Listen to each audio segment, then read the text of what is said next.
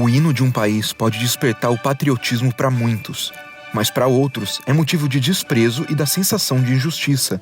Uma das seleções mais aclamadas no mundo tem um histórico de polêmica no momento do hino e até jogador que já cuspiu ao ouvir a música sendo tocada. O Radar Peleja de hoje te explica o preconceito que divide a França até no futebol. Para você entender o que acontece hoje, o Peleja te leva antes para 1996, ano de Eurocopa. Um dia antes da semifinal entre França e República Tcheca, o líder francês ultranacionalista Jean-Marie Le Pen declarou se sentir frustrado com a seleção artificial que tentava representar a França. Para o político e candidato à presidência da República, a presença de jogadores negros e descendentes de árabes tornava a seleção menos francesa. As palavras caíram como uma bomba no elenco. Deschamps, capitão na época, se solidarizou com os jogadores que não eram brancos e considerou um desrespeito. Desailly também se disse chocado com o que ouviu. Um dia depois, na semifinal, a França foi eliminada. As frases preconceituosas de Le Pen esquentaram o debate em torno do racismo na França. Nas décadas passadas, os jogadores em campo sempre foram brancos, com uma exceção ou outra. Dessa vez, a mistura de raças era evidente. A tensão de bastidor não impediu que esse elenco fosse campeão do mundo em 1998. Zidane, filho de argelinos, se estabelecia como um dos maiores jogadores do planeta, e francês. Em 2002, o fiasco expôs novamente o racismo sobre o elenco.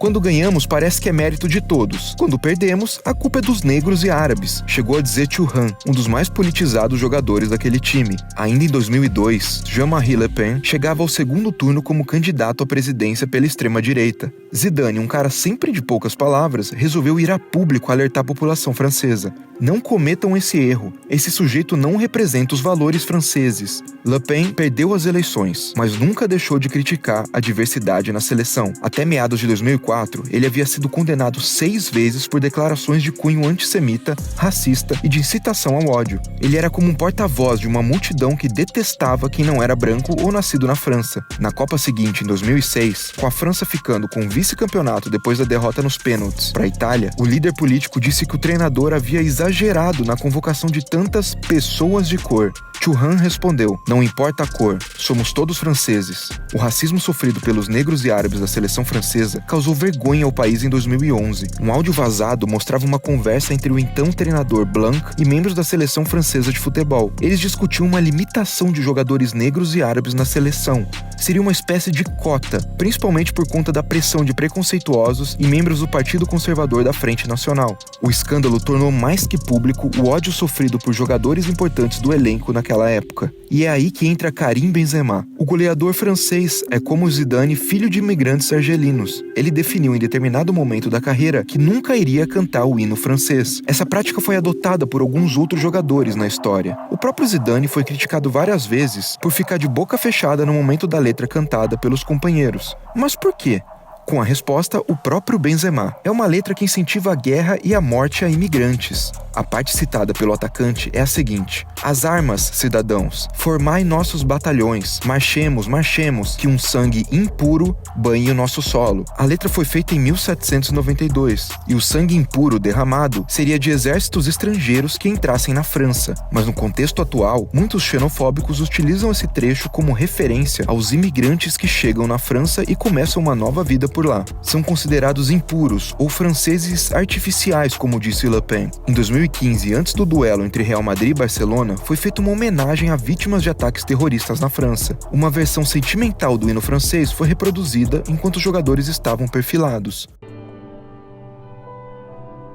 Benzema, como de costume, não cantou o hino, mas no final dele, o atacante dá uma cuspida no chão. Para muitos, foi um sinal de repúdio. A deputada conservadora Nadine Morano pediu que Benzema nunca mais fosse convocado depois disso. Ele emitiu uma nota por meio dos advogados, dizendo que prestou suas homenagens às vítimas do atentado nas suas redes sociais, e que o cuspe no campo é um ato corriqueiro de quase todo jogador de futebol. Nas convocações seguintes e na Copa 2018, Benzema foi excluído das listas de jogadores. A imprensa francesa considera que os motivos são vários. Entre eles, claro, essa relação conturbada entre o craque e os ultranacionalistas, mas também polêmicas extracampo com o francês Valbuena, com Benzema sendo acusado de extorsão. Para entender mais de toda essa relação entre política, racismo e seleção francesa, o Peleja recomenda a você o documentário Le Bleu, que traz essas e outras declarações fortes de políticos, dirigentes e ex-jogadores. A política está em toda parte, e no futebol não é diferente. Em 2018, os torcedores franceses vibraram com mais um título mundial, dessa vez com novos protagonistas de dupla nacionalidade. Mbappé também é camaronês, e Pogba é da Guiné. O futebol é feito de mistura. E como ferramenta de transformação, tem o poder de conscientizar um país inteiro e até o mundo com vários exemplos de diversidade e convívio entre diferentes culturas, raças, religiões e origens. Se inscreva no Peleja e até o próximo episódio.